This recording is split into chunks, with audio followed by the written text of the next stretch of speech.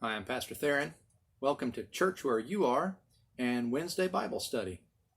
I'd like to say a word of welcome to the good people of Bellevue Baptist Church in Westlake, Louisiana, who are using these videos to help with their congregation meeting on Wednesdays due to the ongoing COVID pandemic. If that is something that would benefit you or your church, please contact me. You can reach me on Facebook Messenger, or you can call me directly. If you like these videos and what I'm trying to do here, I hope that you'll consider subscribing, like, and share. Make sure you hit the bell for the notification. Our passage this evening comes from Mark chapter 2. It can also be found in the Gospel of Matthew chapter 9 and in Luke chapter 5. It is the story of the paralyzed man who was carried by his 4 friends and healed by Jesus. It's a great story of a miracle that takes place and true friends.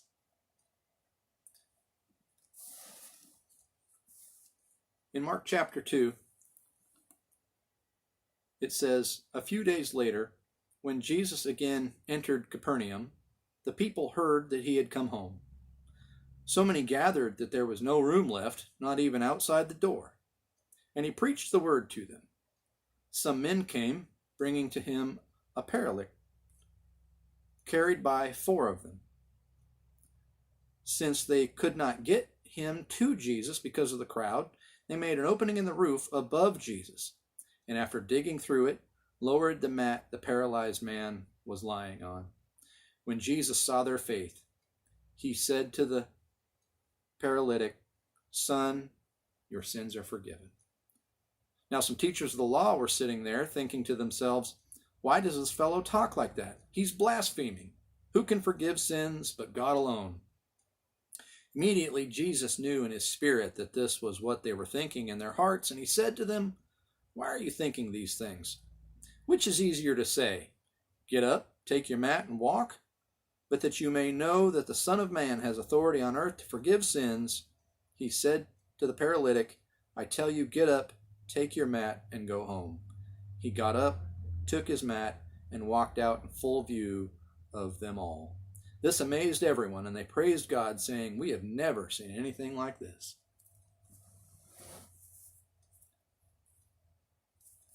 So let me set the stage for you. And as I go through this passage, you might consider hitting the pause button as we consider certain topics. You might want to discuss amongst yourselves some of the finer points and details. I'm going to be asking questions for your consideration. You might pause the video and discuss the question and possible answers and scenarios and outcomes. Then as you start the video again, I will share some of the ideas that I came up with, and hopefully we'll all come together as the Spirit leads us to help us understand this passage better. In fact, it might be a good idea to start with a word of prayer to ask the Spirit of the Lord to help us rightly discern this text and understand all that he wants us to know. So now would be a good time to pause the video, and then we'll start back up again.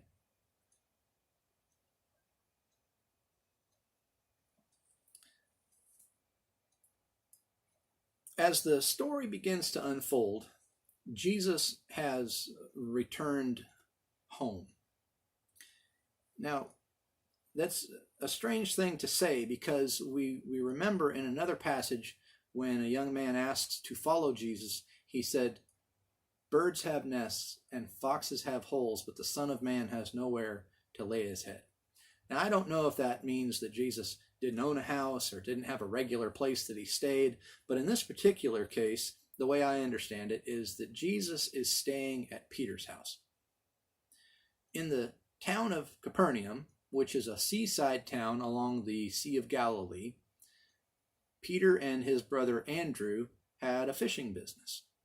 I am of the belief that Jesus is staying at Peter's house. The houses Um, the houses in the Middle East are, for the most part, they're just square houses. They're made of earthen material, made of mud brick. They have 4 square walls, and the upper level of the house acts like an outdoor living area. It becomes like a deck. In the early days, in these days, there was a staircase that went up on the outside of the house, and you would access the upper roof that way. In the houses that I saw while I was deployed to Iraq, they're very, very similar in shape and structure. Only in that case, there was a stairwell going up from inside, and there was a little box on the roof that you came out the door and onto the roof of the house. And they would have set up like awnings for shade. And the idea was to get up off of the ground, out of the heat of the day, and into the breeze that would be blowing, in the days before any kind of electricity or air conditioning. In this case, the houses usually have a front door, and that leads into the common room or the living room. My grandmother always called it the front room because that's where it is in the house. You come in through the main door from outside into the living room or the common room, the gathering room. And since it's in the front of the house, it's the front room. And my understanding is that's where Jesus is meeting. Now there's all of these people have come together, and it says that Jesus has again entered Capernaum. Where has he been? Well, if we go back into chapter 1, we see where Jesus is now beginning his earthly ministry. He's been baptized by John the Baptist in the Jordan River. He has gone out into the wilderness for 40 days and been tempted by Satan. He's starting to do his earthly ministry. He is moving around the area of Galilee and healing lots of people. His notoriety and his fame is starting to grow. People are beginning to recognize him. And the Bible tells us that he would often go into deserted places where he could be alone. But the people still found him. And in this case, now he's come back into town. He's come back into the house where he's staying, probably Peter's house. And he is entertaining guests. Lots and lots of people have heard that he has come in to visit, and lots of people have come to see him or meet him. And I began to wonder what some of the reasons the people may have come to visit him might have been. You could pause the video now and discuss amongst yourselves why so many people have come to see Jesus.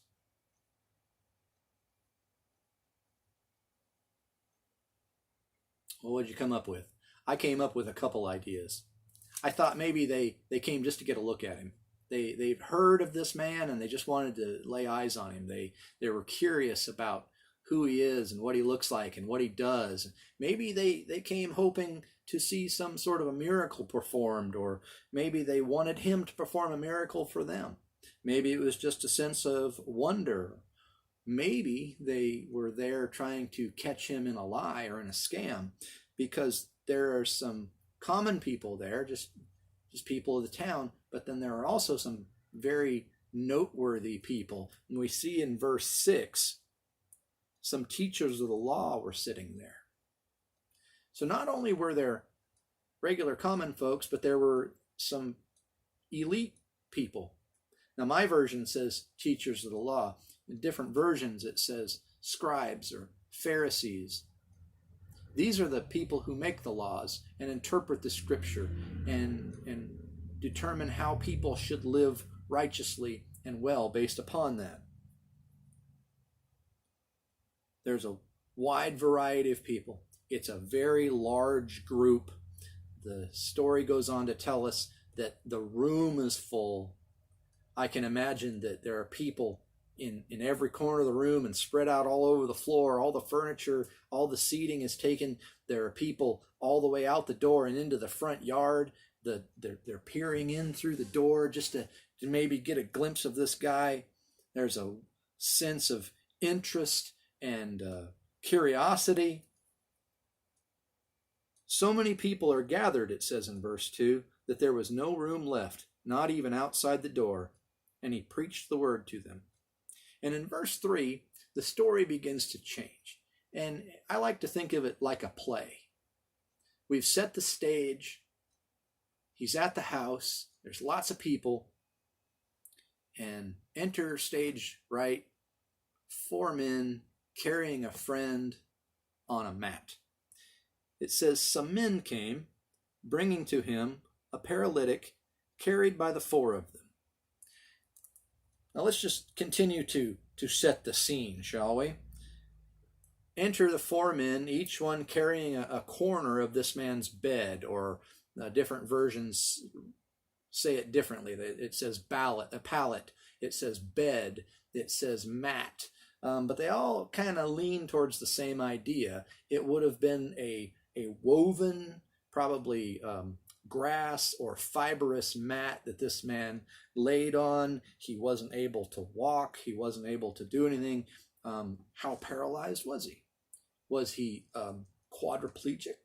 Was he unable to even speak? We don't know much about this man, and it's unfortunate because I think we could learn a whole lot more. Which reminds me of a song. There's a song. It's called "My Name Is Lazarus," and it's by Greater Vision, and it gives a whole different perspective to what might have been taking place in this story as it unfolds. I'll put a link down in the description below. I think you'll enjoy it. Going back to the idea that this man is paralyzed, I wonder if some of the people wondered about his paralysis. How well known was he? What had happened to cause this? In a previous study, in John chapter 9, in the story of the man born blind, as Jesus is walking by, the disciples ask him, "Rabbi, who sinned, this man or his parents, that he was born blind?" And Jesus says, "Neither." And this harkens back to something called the Deuteronomic formula. And the Deuteronomic formula goes like this: if you do something bad will happen to you. Bad things happen when you do bad things. Bad things happen to you when you conduct yourself poorly. But we don't know what happened to this man to cause these things to happen. And, the Deuteronomic formula is not always true. Sometimes bad things just happen. And sometimes bad things happen to really good people. Sometimes really good things happen for really bad people. There's no equation for it. There's no way to say it has to be one way in particular. I will tell you this. I believe that sometimes bad things happen to good people, especially to believers, even more particularly, to grow our faith, to build us up, to grow not only our faith, but also to show others our faith. Struggles produce growth. Difficulties and darkness reveal the light. Sometimes I think that we as Christians go through difficult things so that other people can watch how we go through them and see how we respond, to see how they should respond. And how we respond very often affects our witness to them. But sometimes bad things just happen.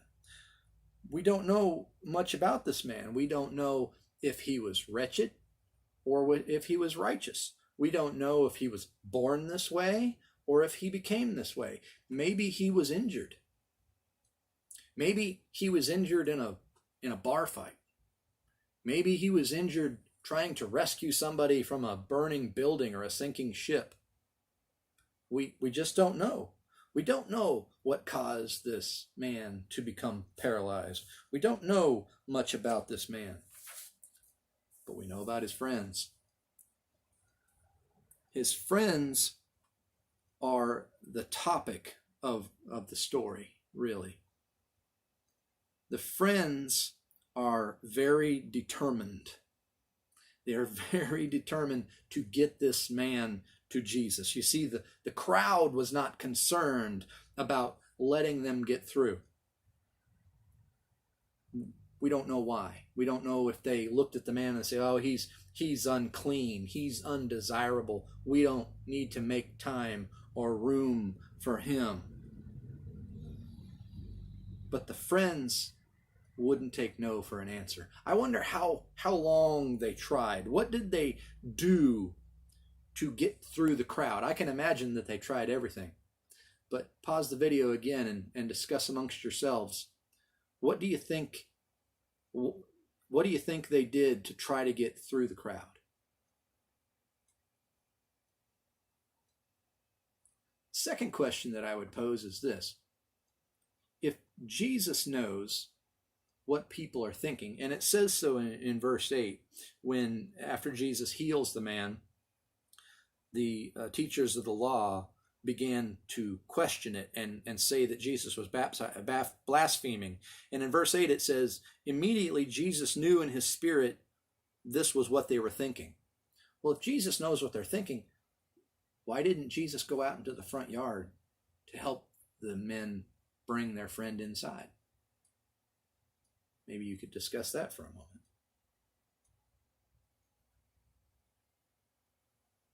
The point of the matter is that the four friends were very determined to get their paralyzed friend to Jesus.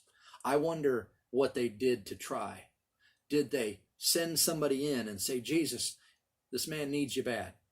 Did they try to send a message through the crowd? Did they yell and wave? I'm trying to figure out why nobody in the crowd saw this paralyzed man and said, hey, Jesus, this man could use your help. There's no one calling out to make room for these guys to bring their friend inside. Everybody seems quite unconcerned. But what's taking place here is a preparation for a miracle. What's taking place here is that Jesus is about to confront and correct the teachers of the law who were wrong in their thinking. What's about to take place here is that the crowd is about to learn something else about Jesus. And more than anything, we're going to see what a faithful, true friend looks like. It says, since they could not get him to Jesus because of the crowd, they made an opening in the roof above Jesus, and after digging through it, lowered the mat the paralyzed man was lying on. That's verse 4. So follow my thinking here. Stay in the scene that is unraveling here. They tried to push their way through the crowd, in my way of thinking. They tried to get Jesus' attention, and they just weren't able to do it. I wonder how long they tried. But eventually, they found their way up the staircase and out onto the roof of the house itself. Now, the roof would have like a knee-high wall around the outer edge of it. The roof itself is probably a foot thick. It's made of mud and woven branches and sticks. It's very, very sturdy. It's sturdy enough to hold multiple people on the roof. It's hard packed by the sun. It's been there for years, I would imagine. It's not like digging in soft soil in the garden. This would have required a huge amount of effort. They didn't just claw through it with their fingers. They would have had to chisel away with sticks or some sort of a metal pick or a pole or a pry bar or something like this. All of the noise of trying to dig through the ceiling would have been very loud, and as they began to make progress through the roof, dirt and debris would have begun falling down on the heads of everyone who was inside. How big was this hole?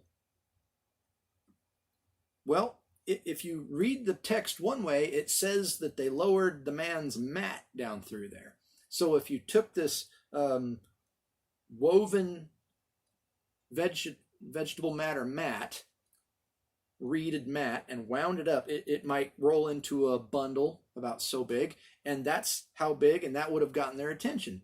But that's not what it says. It doesn't say that they lowered the mat the man had been lying on. It says they lowered the mat the man was lying on. Well, how big does that need to be? The size of your kitchen table? Several feet square? So they chiseled away at this hole in the roof for a while until they made it big enough to be able to lower their friend on his mat down in front of Jesus. It would have made a lot of noise. It would have been very destructive. It would have required a huge amount of effort. Not to mention, it would have been very destructive. The roof is now ruined. It would have to be completely repaired. They've committed a crime because they have broken into someone's house. They're facing the possibility of jail time, fines, repayment to rebuild the roof, and yet they were willing to do it. All for their friend.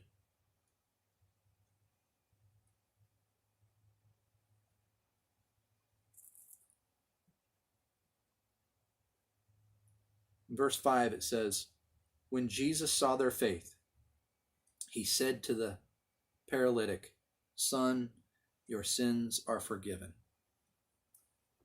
And I think that's the point of today's message. When Jesus saw their faith, when he saw the faith of the friends, the faith of the friends led to the paralyzed man's being healed. Their bold actions revealed their deep faith in the one who could heal him. In James chapter 2, the Bible tells us that faith without works is dead. It's pointless. It's meaningless. Their faith put into work, their faith put into action, brought about this man's healing because they believed. It doesn't say anything about the paralyzed man at all. It doesn't say whether his faith healed him. It says the friend's faith healed. It doesn't say whether he wanted to be there or asked them to bring him or anything of the sort. The faith of the friends. You need friends like that. You need friends like that. You need friends who are willing to leave work or even quit their job to come to your aid when you desperately need it. You need friends like that you can call in the middle of the night when things just aren't going well, when they need help. When you need help, you need friends like that. The good evangelist once said, you need 4 friends to carry your mat when you're down, and you need 6 to carry your coffin when you pass. People that will drop everything and come at a moment's notice when you are in need. It brings into question the type of people that you are hanging out with. Who are your friends? Who do you associate yourself with? I heard recently that if you surround yourself with 6 wealthy people, you'll be the 7th. If you surround yourself with 6 intelligent people, you'll be the 7th. But if you surround yourself with 6 idle people, you'll be the 7th. It's all a matter of who you associate yourself with. You should have friends like that. But even more still, you should be a friend like that. The type of person that wins other people to the faith, the type of person that is dependable and trustworthy and faithful and full of faith, the type of person that others can depend on. Be true, be noble, be honorable. You should be the type of friend that you would want to have for a friend. Be a friend. Be a true friend. and introduce people to the friend that is closer than a brother. Introduce people to the faith in Jesus. Thanks for watching.